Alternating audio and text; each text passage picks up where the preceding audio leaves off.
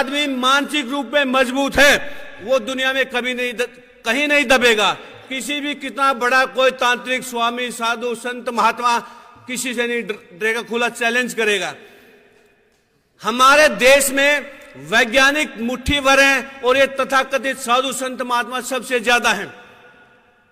फिर भी हम ये झूठा दावा करते हैं कि हम विश्व गुरु हैं। किस चीज में विश्व गुरु हैं? अगर आप अभी जो आज की तारीख में उत्तर प्रदेश के इलाहाबाद में कुंभ का मेला चल रहा है, अगर उसको आंखों से देखोगे ना, हंसी आती है कि कितनी बड़ी बेवकूफी है। नंगे लोग घूम रहे हैं, राख लगा के घूम रहे हैं, वो कई सिर में बालों में मोबाइल फोन टांगे हुए। विज्ञान का प्रयोग करते हैं लेकिन पाखंड का कितना दिखावा करते हैं। वो राजशाही यात्रा, शाही यात्रा, पेशवा यात्रा और घोड़े, गधे, हाथी पे नंगे बैठ के चल रहे हैं। क्या दुनिया में हमारा मजाक नहीं हो रहा? अगर वो पैसा विज्ञान और टेक्नोलॉजी में लगाया जाता, क्या बड़े बड़े वैज्ञानिक तैयार नहीं होते? क्योंकि हमारे धरातल पर वैज्ञानिक तैयार नहीं किए जाते, पाखंडी तैयार किए जाते हैं, बाबे मोड़े तैयार किए जाते हैं और वो देश की जनता को नशा करना सिखाते हैं। सारे के सारे बलात्कारी मिलते हैं। अगर आप देखो दक्षिण भारत के मंदिरों में जितने पुजारी बैठे हैं 100% सारे के सारे बलात्कारी हैं। देवदासी प्रथा हमारे पूरी दुनिया के इतिहास में देवदासी प्रथा हमारे माथे का कलंक है। दुनिया के किसी भी धर्म में छुआछूत नहीं है, केवल हिंदू धर्म है जिसके अंदर छुआछूत और मानव दुनिया की मानवता के सबसे बड़ा कलंक है। क्या हम इस कलंक पर फख्र कर सकते हैं? आज भी इस राजस्थान के हमने काफी इलाके जब सर्वे में देखे गए, हैरान रह गए। आज भी बहुत सारे देहातों में गरीब लोग किसी सामंत की हवेली के आगे अपने पांव के जूते निकालकर जूते सिर पर रख के झुक कर निकलते हैं। क्या हमारे शहीदों ने इन्हीं गुलामियों को देखने के लिए अपनी शहादत दी थी?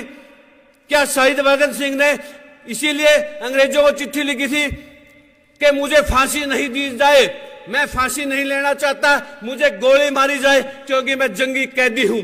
शहीद भगत सिंह ने गोली से मरने के लिए चिट्ठी लिखी थी और एक कायर सावरकर जिसने लगातार माफी मांगी और अंग्रेजों से 60 रुपए महीना पेंशन ली, आज उसके नाम पर कॉलेज बन रहे हैं। शहीद भगत सिंह के नाम पर कॉलेज बनने चाहिए या सावरकर के नाम पर? हमें ये इन चीजों की तरफ ध्यान देना होगा। अगर गद्दार लोग देश पर काबिज करेंगे, फिर जिन्होंने शहादत दी है फिर उनका क्या महत्व रह गया? ये चीजें बहुत जरूरी है। क्या हम दोबारा गुलाम नहीं होने जा रहे? क्या फिर हमारी आगे आने वाली पीढ़ियों को फिर शहादत देनी पड़ेगी? क्या इसीलिए स्वतंत्रता सेनानियों ने आजादी की लड़ाई लड़ी थी? हमारे यहाँ राजस्थान में किसानों को लामबंद करके गोकुला सिंह नाम के एक स्वतंत्रता सेनानी ने मुगलों के खिलाफ लड़ाई लड़ी, उस जमाने में अंग्रेजों के खिलाफ लड़ाई लड़ी। वो अनपढ़ भोले लोग थे। अनपढ़ भोले भी जब आजादी की लड़ाई में इस हद तक जा सकते थे, हमारे पास तो साधन है, संसाधन है, पढ़े लिखे हैं, नौकरी पेशे वाले हैं।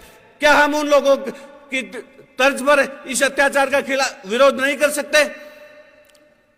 जिस देश में बच्चे भूख से मर रहे हैं वहां गणेश दूध पी जाता है। क्या ये चीजें बर्दाश्त करने लायक है? बिल्कुल भी नहीं। इसलिए सभी साथियों से हाथ जोड़कर अपील है कि इस मुहिम में आप प्रैक्टिकल बनिए। अपने आसपास जहां भी जिस इलाके में आप वहां काम करिए। और सभी से एक बात विशेषकर कहना चाहूंगा, क्योंकि जो साथी इस लाइन में आते हैं वो सबसे ज्यादा एक चीज पे उलझते हैं, वो है भगवान का मुद्दा। आपको सबसे 1 या 2 मिनट नहीं पकड़ेंगे पाखंडी लोग, वो आपको भगवान के मुद्दे पर घेरेंगे। आपको सिंपल एक लाइन में जवाब देना है। अगर वो कहते हैं आप भगवान को मानते हो या नहीं, आपने हाँ या ना में जवाब देने की बजाय एक ही लाइन में बोलना है कि हम भगवान को ढूंढ रहे हैं, तलाश कर रहे हैं। जिस दिन भगवान मिल गया सबसे पहले आपको मौके पे बुलाएंगे। दूसरी लाइन बोलनी है, अगर भगवान आपको मिल गया आप हमारे को बुला लेना। जब तक आप लॉजिकल बातों में उनको नहीं उलझाओगे तब तक आप नहीं जीत पाओगे। अगर वो आपके ऊपर सवाल करता है, आप उस पर अगला सवाल उसी पे डालिए, उसी से पूछिए क्या देवी देवताओं के 8-8, 10-10 हाथ हो सकते हैं? अगर 8-10 हाथ एक देवी के होंगे, वो कैसे कमीज पहनेगी, ब्लाउज पहनेगी? ये लॉजिकल बातें कीजिए। लॉजिकल बात करोगे तो आप जीतोगे। सवाल उन्हीं से डाल दो कि हनुमान ने सूरज मुंह में ले लिया। उन बेवकूफों से सवाल करो, धरती से सूरज 13 लाख गुना बड़ा है, 13 लाख गुना बड़ा। तो वो आदमी हनुमान फिर धरती पर रहता कैसे था? जब 13 लाख गुना बड़ा सूरज को मुंह में ले गया, तो उसका खुद का साइज तो सूरज से 16 लाख गुना बड़ा होना चाहिए ना। जब तक आप खुला चैलेंज नहीं करोगे तब तक बात नहीं बनेगी। मेरे जो शादी के कार्ड में जो कोटेशन पे लिखा था, अंधविश्वास, पाखंड और प्रदूषण मुक्त शादी, इस प्रदूषण वाले मुक्त पे सबसे ज्यादा फोन आए कि हवन से कैसे प्रदूषण फैलता है। मैं लगातार फोन आने से परेशान हो गया, तैयारी चल रही थी। फिर मैंने 10 करोड़ का इनाम रखा जी। अगर कोई ये साबित कर दे हवन यज्ञ से पर्यावरण सुधरता है तो हम 10 करोड़ देंगे, और अगर हम साबित करेंगे कि प्रदूषण फैलता है 10 करोड़ आप देना। उसके बाद किसी का फोन नहीं आया। आज चौथी क्लास के बच्चे को पता है, तीसरी चौथी क्लास के बच्चे को, जब भी आग जलेगी ऑक्सीजन खत्म होगी, कार्बन डाइऑक्साइड, कार्बन मोनोऑक्साइड, ये गैसें पैदा होती है। अगर आप घी फूको, चंदन फूको, हम हवन सामग्री फूको, carbon dioxide, carbon monoxide, sulphur dioxide, तीनों गैसें निकलते हैं, तीनों हमारे लिए नुकसानदायक हैं। ये जानकारी बराबर बताना जरूरी है। हमारे बुजुर्गों ने कहा था देसी घी खाने की चीज है, फूकने की नहीं, जलाने की नहीं। देसी घी खाओ, ताकतवर बढ़ो, शारीरिक तौर से भी, मानसिक तौर पे भी।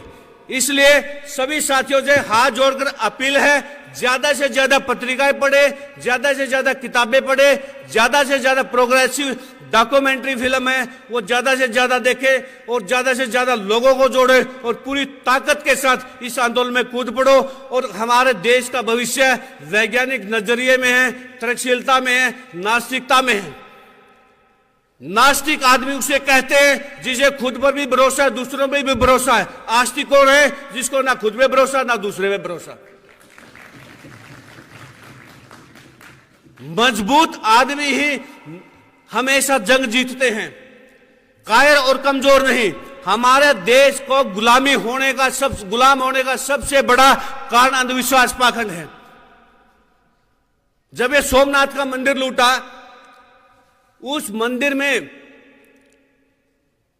जो हमलावर से सैकड़ों गुना ज्यादा पंडे पुजारी भक्त बैठे थे। उन्होंने तालियां बजानी शुरू की, खड़ताल बजानी शुरू की, जय गोविंदा, जय गोपाला, इनको अंधा कर देगा। मोहम्मद गौरी हजारों ऊंटों पे, घोड़ों पे सारे सोना चांदी लूट के ले गया। वहां कोई भगवान ने चू भी नहीं की। मुगलों ने पूरे देश को मार मार डंडे सीधा कर दिया। क्या कोई भगवान देवी देवता आया? नहीं आया। सारे के सारे कोने में दब गए थे। कोई भगवान नहीं आया, ना अंग्रेजों के टाइम में आया। जब यहां गरीबों पे अत्याचार होता है, कौन सा देवी देवता, कौन सा भगवान आता है? फिर ऐसे भगवान, ऐसे देवी देवता हमने चूल्हे में देने जो हमारे किसी काम के नहीं। अपने बच्चों को अगर एजुकेशन देनी तो वैज्ञानिक नजरिए की देनी है। केवल शिक्षा से बात नहीं बनेगी। आपको पीएचडी भी सूर्य को पानी देता मिलेगा। पढ़ा लिखा या अनपढ़ ये मायने नहीं रखता। आप जागरूक हैं या अंधविश्वास है ये मायने रखता है। तो साथियों, इसीलिए हर जगह आप तरक्की कीजिए। जो हमारा देश गरीब नहीं है, जनता गरीब है। जो यूरोप के लोग जाहिल कहलाते थे, उन्होंने हमारे यहां राज किया। और इसका कारण हमारा धर्म। हमारे धर्म में इतनी बकवास, अगर आप वेदों को पढ़ोगे, उपनिषदों को पढ़ोगे, पुराणों को पढ़ोगे, सारे के सारे बकवास है। पुराणों में ऐसी बात है आप परिवार के बीच बैठ के पढ़ नहीं सकते, इतनी गंदी बातें हैं उनमें, पुराणों में। इसलिए हमने सारी स्टडी की है। अगर आप इनको वास्तव में पढ़ोगे, इतनी गंद भरी है। तो इसीलिए सभी साथियों से अपील है, सारी वैज्ञानिक चेतना की अच्छी अच्छी किताबें पढ़िए, जागरूक कीजिए समाज को, सभी को। जय जवान, जय किसान, जय विज्ञान, जय इंसान।